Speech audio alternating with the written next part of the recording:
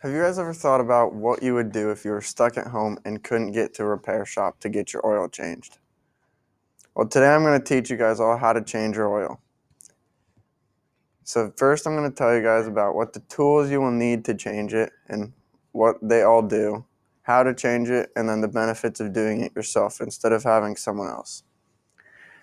So first off, you're going to need a socket wrench or just any kind of wrench to help you get the oil pan plug off so you can start draining your old oil out. And you're going to need oil to replace it. You're going to need an oil drip pan so to where all the oil goes in, so because it's very messy and you don't want to get it everywhere.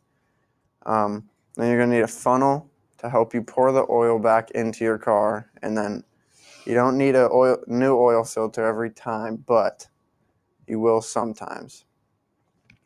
So now let's talk about how to do it. So the first thing you're going to do is jack up your car if you can't get under it without having to do that.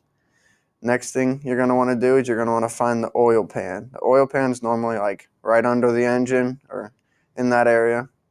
You're going to want to find the oil drain plug, and you're going to want to loosen that.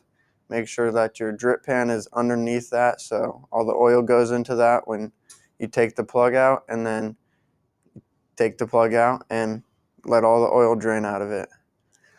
And once you're done with that, you put that back on and you find the oil filter, which is normally right next to the oil pan underneath your car. You're going to take that off, and you're going to take your new oil filter and fill it up with oil or with new oil before you put it on, just so there's already some in it. And then you're going to want to tighten it as tight as you can so it doesn't fall off.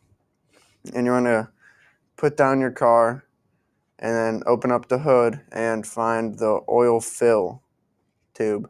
And you're going to want to put the funnel in there if it's needed. You're going to want to fill it up with oil, however much your car is recommended to take. And then you're going to put the cap back on, and then you're done. You've changed your own oil. See, it's not very difficult. It takes a little bit of time for it all to drain, but it's a pretty simple process if you think about it.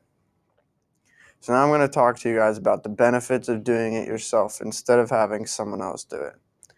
According to NerdWallet, it costs an average between $50 to $100 to get your oil changed at a regular mechanic. And they change your oil filter every single time you get your oil changed, which you don't need to. It's recommended to change it every other oil change. A bottle of oil at your hardware store costs between $20 to $30, depending on what kind you get, and a oil filter costs between 50 to 60 bucks. I'm not the best at math, but something about that tells me that you doing it yourself is a lot cheaper than having someone else do it.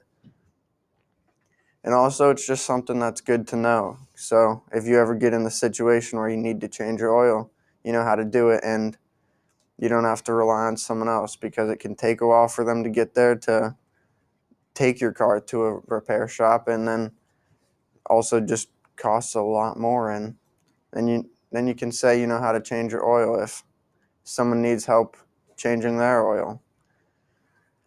So today we talked about the tools you need to change your oil, the how to change your oil, and the benefits of doing it yourself. So hopefully now if you ever are in that situation, you can do it yourself, or you can help a friend if they need help. Thank you.